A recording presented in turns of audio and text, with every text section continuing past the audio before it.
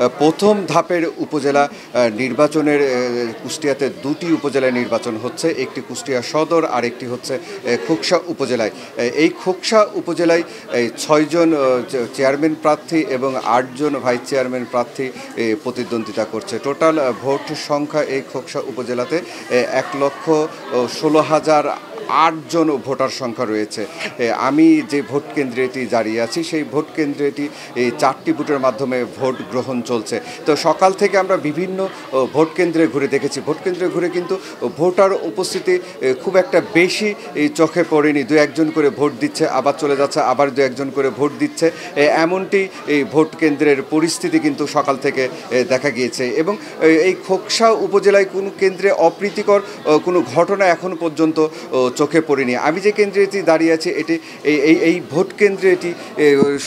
Vote কেন্দ্রে voter সংখ্যা রয়েছে ১৭৩৪ জন এবং এই পর্যন্ত ভোট পোল হয়েছে ২৩৬টা ভোট পোল হয়েছে এই ভোট কেন্দ্রে।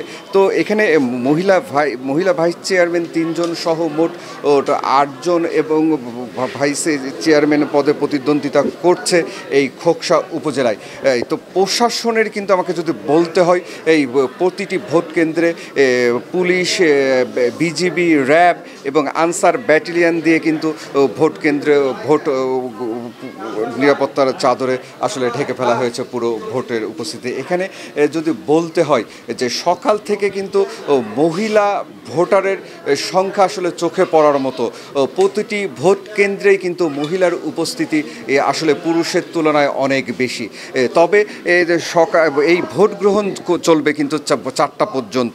তবে আশা করা যায় যে যত বেলা হবে তত কিন্তু ভোটার উপস্থিতি বাড়বে, এমনটি মনে হচ্ছে। তো আমি একজন সাধারণ ভোটারের সাথে কথা বলবো, যে তার সাথে কথা বলে দেখব যে তিনি কখন ভোট দিয়েছেন।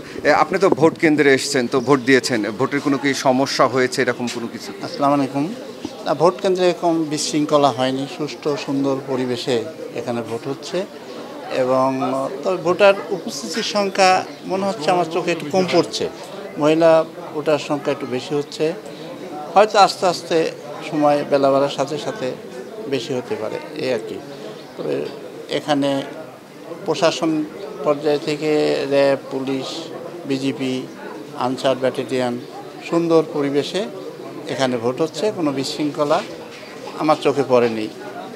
ধন্যবাদ।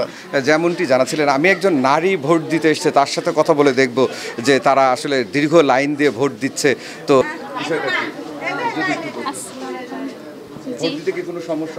না, ভোট দিতে কোনো সমস্যা হচ্ছে না, সুস্থভাবে ভালোভাবে আমরা আসছি। আপনারা কেমন প্রার্থী চাচ্ছেন?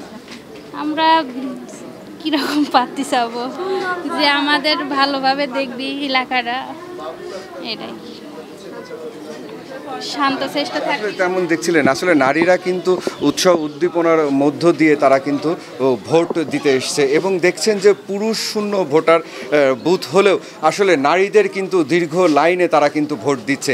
এই চিত্র কিন্তু এই 50টির বেশি যে ভোট কেন্দ্র আসছে, বেশিরভাগ ভোট কেন্দ্রে এই একই চিত্র পরিলক্ষিত করা গেছে যে নারীদের ভোটার উপস্থিতি আসলে চোখে পড়ার মতো।